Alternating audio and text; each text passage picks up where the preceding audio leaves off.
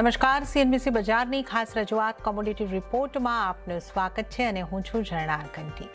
આ સપ્તાહે આપણે એગ્રી કોમોડિટી ઉપર ફોકસ કરીશું અને જ્યાં સીઆઈ દ્વારા કોટન ઉપર અનુમાન જાહેર કરવામાં આવ્યું છે, એટલે કે હવે કોટનનું આઉટલુક કેવું બનશે તે અંગે આપણે નિષ્ણાતો સાથે ખાસ ચર્ચા કરીશું. આ ઉપરાંત આપણે એગ્રી કોમોડિટીઝને લગતા અન્ય પાસાઓની પણ વાત કરીશું. એક નવો કોન્ટ્રાક્ટ લોન્ચ થયો છે એની પણ આપણે અહીંયા આગળથી વાત કરીશું. અને આપણી સાથે આ ચર્ચાની અંદર જોડાયા છે સીઆઈના પૂર્વ પ્રેસિડેન્ટ અને રાધાલક્ષ્મી ગ્રુપના સીએમડી અતુલ ગણાત્રા. અતુલજી, સ્વાગત છે આપનું સીએનબીસી બજાર પર. અને આપણે કોટનની ચર્ચાથી જ અહીંયા આગળથી શરૂઆત કરીશું. અને જે રીતે આપણે એક સીઆઈનો રિપોર્ટ આવતા જોઈ રહ્યા છે, આગળના અનુમાન અહીંયા આગળથી આવ્યા છે, પણ એમાં જે ફાઇન્ડિંગ્સ મળ્યા છે એની આપણે ખાસ વાત કરી લઈએ તો આ વર્ષે ભારતમાં કોટનનું પ્રોડક્શન 340 લાખ બેલ જેટલું વધતું દેખાયું છે. પ્રતિ હેક્ટર ઉત્પાદન પણ ખાસું વધ્યું છે. તો આ ઉત્પાદન વધવાના શું કારણો છે આપના મતે? જી, ગુડ મોર્નિંગ ઝરણાબેન.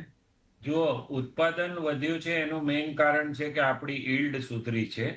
અને ઈલ્ડ વધવાના બે મેઇન કારણ છે. એક તો 4G કરીને જે સીડ આવે છે એનું વાવેતર આ વર્ષે ઇન્ડિયામાં વધ્યું હતું. લગભગ એમ કહી શકાય 30-35% ઇન્ડિયાના એરિયામાં કોટન 4Gનું સોઈંગ થયું હતું. આ 4Gના સોઈંગમાં ઈલ્ડ પણ વધુ આવે છે અને કોટનનું આઉટન 37-39% આવે છે. એને લીધે પણ આપણું ઈલ્ડ વધ્યું છે. બીજું કારણ એ છે, મેઇન કારણ, કે આ વર્ષે ફાર્મરને કોટનના ભાવ 9,000 થી 10,000 રૂપિયા સુધી મળ્યા. એને કારણે ફાર્મર જે પહેલા 2 પિકિંગ લઈને કોટનના પ્લાન્ટ અપરૂટ કરી નાખતો, કાઢીને બીજો ક્રોપ લેવા જતો. પણ આ વર્ષે કોટનના ભાવ ઊંચા રહેવાથી ફાર્મરોએ કોટનનો જ પ્લાન્ટ રહેવા દીધો. બીજા ક્રોપમાં ન જતા કોટનના ક્રોપમાં 3rd, 4th અને 5th પિકિંગ એ લોકોએ લીધું. એને લીધે પણ ઉતારો આપણો ઈલ્ડ બહુ વધ્યું છે, કારણ કે 2 પેકિંગને બદલે ફાર્મરોએ 5 પિકિંગ લીધી. તો મેઇનલી સેન્ટ્રલ ઇન્ડિયામાં ફાર્મરોએ 5 પિકિંગ લેવાથી કપાસનું જે આપણું ઈલ્ડ હતું એ વધ્યું છે. એટલે આ 2 કારણો હતા. જી ઝરણાબેન. ઉત્પાદન જે છે એ યીલ્ડ વધ્યું છે અને એને કારણે આગળથી વધતું આપણને દેખાઈ રહ્યું છે. ઉત્પાદન પણ સારું વધી રહ્યું છે. અને આપણે જો ખાસ કરીને વાત કરી લઈએ કે સીઆઈ પાસે જે ક્લોઝિંગ સ્ટોક છે એની, તો સીઆઈના મુજબ ગયા વર્ષનો ક્લોઝિંગ સ્ટોક જે હતો એ 85 લાખ બેલ્સ હતો અને આ વર્ષનો ક્લોઝિંગ સ્ટોક 93 લાખ બેલ્સ. તો આ વધતા ક્લોઝિંગ સ્ટોક્સનું શું કારણ છે? જી, આ સિમ્પલ કારણ છે. આપણું આ વર્ષે ઓપનિંગ સ્ટોક લગભગ 56 લાખ ગાંસડીનું હતું. એમાં મિલ પાસે 25 લાખ ગાંસડી હતી, સીસીઆઈના ગોડાઉનમાં 25 લાખ ગાંસડી હતી અને 5-6 લાખ ગાંસડી એમએનસી ટ્રેડર, એમ 56 લાખનું આ વર્ષે ઓપનિંગ સ્ટોક હતું. આપણું લગભગ ક્રોપ અને કન્ઝમ્પશન બેવ 345 લાખ ગાંસડી સેમ છે. હવે આપણે આવીએ ઇમ્પોર્ટ અને એક્સપોર્ટ. ઇમ્પોર્ટ આપણું લગભગ 62 લાખ બેલ્સ જવા થઈ રહ્યું છે.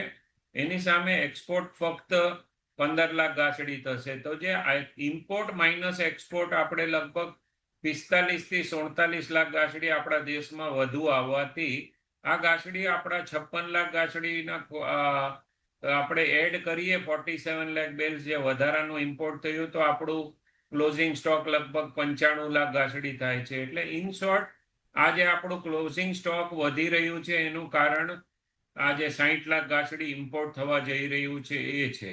જી ઝરણાબેન. ઓકે, તો 60 લાખ ગાંસડીનો ઇમ્પોર્ટ જે થઈ રહ્યો છે એને કારણે ક્લોઝિંગ સ્ટોક જે છે સીઆઈ પાસેનો એ વધતો દેખાઈ રહ્યો છે. આપણે જો આગળ અતુલજી વાત કરી લઈએ તો સીઆઈની બેલેન્સ શીટ કહે છે કે 31 જુલાઈ સુધીમાં મિલ પાસે 85 બેલ્સનો સ્ટોક. તો મિલો પણ આટલો બધો સ્ટોક કેમ રાખી રહી છે? આ વર્ષે છેલ્લા 6 મહિનાથી ઝરણાબેન મિલોને બહુ સારું પ્રોફિટ છે. લગભગ 25 થી 50 રૂપિયા કિલો મળી રહ્યા છે. તો એને લીધે મિલવાળા 2-3 મહિનાનું આગળનું ફોરવર્ડ યાન વેચી રાખે છે. હવે જો યાન વેચી રાખે તો કોટન બી લઈને રાખવું પડે. એટલે જે આપણી મિલો 1 મહિનો 45 દિવસનો સ્ટોક લઈને રાખતી હતી, એ આખું વર્ષ મિલોએ 3 મહિનાનો મિનિમમ સ્ટોક મિલોમાં રાખ્યો છે. તો આ એક કારણ છે કે મિલોમાં સ્ટોક બહુ છે. બીજું કારણ એ છે કે ઇમ્પોર્ટ 60 લાખ બેલ્સ થવાથી પણ મિલો પાસે સ્ટોક મોટો થઈ ગયો છે. આજની તારીખમાં બી મિનિમમ મિલો પાસે 45 થી 60 દિવસનો માલ છે. અને જે મોટી મિલો છે જેની પાસે બહુ પૈસા ફાઇનાન્સ અવેલેબલ છે એ લોકોએ લગભગ 5-5, 6-6 મહિનાનો રૂ લઈ રાખ્યું છે. અને રૂની કોસ્ટિંગ બી આજે રૂનો ભાવ 68,000 છે, તો એ લોકોની કોસ્ટિંગ બહુ નીચે છે. 58,000, 59,000, 58,000, 59,000 મોટી મિલો પાસે રૂ છે. એટલે એ લોકોને યાનમાં પ્રોફિટ મળવાથી કોટનનો સ્ટોક કરતા ડર નથી લાગતો અને બહુ મોટો પ્રોફિટ થઈ રહ્યો છે. એટલે મિલો પાસે હંમેશ કરતા આ વર્ષે બહુ વધારે સ્ટોક છે. જી જર્ણાબેન. તો આપણે અહીંયા કરતી યાનની વાત કરી તો અહીંયા જ મારે એ પણ જાણવું હતું કે યાનની ડિમાન્ડ કેવી છે કે એ લોકો આ રીતનો સ્ટોક ને બધું રાખી રહ્યા છે? જી જો મિલોએ 2 થી 3 મહિનાનું આગળનું યાન વેચી રાખેલ છે અને સામે કપડું પણ 6-6 મહિના પહેલા વેચાઈ જતું હોય છે. એટલે વેચવામાં કોઈ તકલીફ નથી.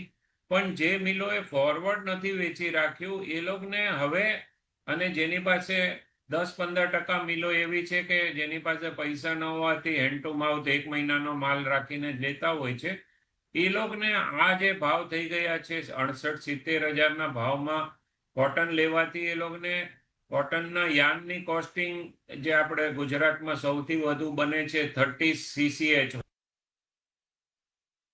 મિલોને કોસ્ટિંગ 320-325 આવે છે અને ગુજરાતની મિલો 295 વેચે છે. આ ભાવમાં થોડું હવે માર્કેટ ઉપર જતી અટકી ગયું અને મિલો પણ આટલો માલ સ્ટોક હોવાથી મિલોમાં આપણે 2 થી 6 મહિનાનો માલ હોવાથી મિલો ભાવ હવે કોટન એમ વિચારે છે કે આપણી પાસે જેટલી ઇન્વેન્ટરી પડી છે 58-59-60 હજારનું રૂ જે પડ્યું છે એ જ કન્ઝ્યુમ કરીને પ્રોફિટ કરો. નવી સિઝન માથા પર ઊભી છે અને નવા રૂના કામકાજ બી ઓક્ટોબર-નવેમ્બરના 64,000 થી 65,000ના માર્કેટમાં કામકાજ નવા રૂના થયા છે. તો હવે મિલ થોડું કોટન લેવામાં ઊભું રહ્યું છે. પણ મિલોને જે મોટી મિલો છે એ લોકો પાસે ઇન્વેન્ટરી નું રૂ 58 થી 60 હજાર હોવાથી એ લોકોનો પ્રોફિટ આ વર્ષે બહુ જબરદસ્ત મોટો પ્રોફિટ થયો છે. જી ઝરણાબેન. ઓકે, તો મિલોને સારો પ્રોફિટ અહીંયા કરતી થયો છે કેમ કે આગળનો સ્ટોક એમને અહીંયા કરતી પોતાની પાસે મોટો સ્ટોક રાખ્યો છે, તો કોટનની કિંમતો વધી રહી છે એટલે આ સ્ટોક પણ અહીંયા કરતી વધુ થતો આપણને દેખાઈ રહ્યો છે. અતુલજી, આપણે એક્સપોર્ટની પણ અહીંયા કરતી ઉલ્લેખ કર્યો. આપણો ઇમ્પોર્ટ વધારે છે અને એક્સપોર્ટ ઓછો છે.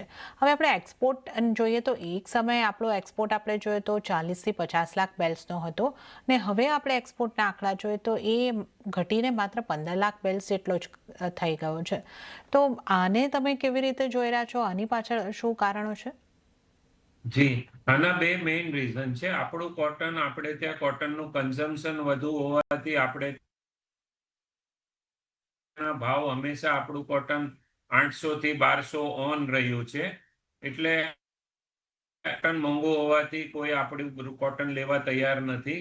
થોડું આપણું બાંગ્લાદેશ બાજુમાં પડવાથી એ લોકોને માલ ન હોય તો થોડો માલ આપણી પાસે મહિને 50,000 લાખ ગાંસડી લે છે, બાકી કોઈ બાયર નથી. બીજું, છેલ્લા ફક્ત 20 થી 25 લાખ ગાંસડીનો થતો તો હવે એની પાસે 2,40,00,000 ગાંસડીનો ક્રોપ થવા જઈ રહ્યો છે. અને ત્યાં લોકલ કન્ઝમ્પશન ન હોવાથી બ્રાઝિલ આ ટોટલ 2,40,00,000 ગાંસડી એક્સપોર્ટ કરે છે અને બ્રાઝિલ આપણા કરતા 5 થી 7% કોટન સસ્તામાં વેચે છે. એટલે આપણા જે મેઇન બાયર હતા ચાઇના, એ લોકો હવે બ્રાઝિલ પાસેથી કોટન લઈ લે છે. એટલે આપણું એક્સપોર્ટ હવે બહુ ઓછું થઈ ગયું છે. આવનારા વર્ષોમાં પણ એમ લાગે છે કે હમણાં જે 15 લાખ એક્સપોર્ટ થયું છે એ પણ થશે કે નહીં બ્રાઝિલની કોમ્પિટિશનમાં, એ લગભગ ડાઉટફુલ છે. જી ઝરણાબેન. ઓકે, તો આપણે અહીંયા આગળથી એક્સપોર્ટ કેમ ઘટી રહ્યો છે એની પણ અહીં આગળથી વાત કરી તો આપણું કોટન જે છે એ અહીં આગળથી મોંઘું પડી રહ્યું છે અન્ય દેશોની સરખામણીમાં. આપણે અહીં આગળથી કોટનના પ્રાઇસ આઉટલુકની વાત કરી. હવે અતુલજી, જે રીતે આપણે અહીં આગળથી કોટનની કિંમતો જોઈ રહ્યા છે અને ખાસ કરીને અહીંયાથી એ જાણવું હતું કે CCIને હવે MSPથી ખરીદી કરશે કે જે રીતના કોટનના ભાવ આમ સારા જ ચાલી રહ્યા છે તો પ્રાઇવેટ પ્લેયર જ ખરીદી કરી લેશે. CCIનું આગળ MSP પર ખરીદારીને લઈને કઈ રીતનું એમનું રહી શકે છે? અતુલજી, CCI MSP પર ખરીદારી કરશે કે પ્રાઇવેટ પ્લેયર કોટનની ખરીદારી કરશે, એ હું આપને પૂછી રહી હતી અતુલજી. જી, તો તમારો ક્વેશ્ચન બહુ સારો છે. લગભગ આ ગયા વર્ષે CCIએ 105 લાખ ગાંસડીની ખરીદી કરી હતી MSP પર, અને અમને એમ લાગતું હતું કે CCIને 8 થી 10 હજાર કરોડ રૂપિયાનો લોસ લાગશે, પણ કોટનના ભાવ 55,000 થી બધો લોસ કવર કરી લીધો છે અને એમ લાગે છે કે એ આ વર્ષે એટ પાર થઈ જશે. બીજું જે તમે પૂછ્યું, તો અગર જો કોટનના ભાવ MSP ના ભાવથી આજની તારીખમાં જીનર જો ખરીદી કરે ગુજરાત કે મહારાષ્ટ્ર કે MP માં, તો એ લોકોની કોસ્ટિંગ લગભગ કોટન સીડના ભાવ ઉપર હોવાથી લગભગ 62,000 થી 65,000ની વચમાં પડશે. તો જો સેલિંગ પ્રાઇસ અગર 63,000 થી 65,000 રૂપિયાની માર્કેટ રહેશે તો આ વર્ષે MSP ના ચાન્સ બહુ ઓછા છે અને જીનરો જ પ્રાઇવેટ પ્લેયર જ ખરીદી કરશે એવું લાગે છે. ખાલી એક કેસ એવું છે કે જો કોટન સીડના ભાવ હમણાં જે 4500 થી 5,000 છે એ ઘટીને જો 4,000 રૂપિયાની અંદર કોટન સીડના ભાવ વયા જાય તો થોડા વખત માટે 1 કે 2 મહિના લગભગ 50-60 લાખ ગાંસડી CCIએ લેવી પડે. અને બીજું એક કારણ છે કે જે કોટનની સોઈંગ બહુ વધી જાય અને આપણો ક્રોપ જે હમણાં વાતો થાય છે કે 375 થી 4 કરોડ ગાંસડીનું જો થઈ જાય, બહુ મોટું ઉત્પાદન થાય, તો પણ CCIએ લગભગ પરચેસ કરવા આવવું પડશે. નહીં તો આ વર્ષે પ્રાઇવેટ જીનર્સ ચાલે.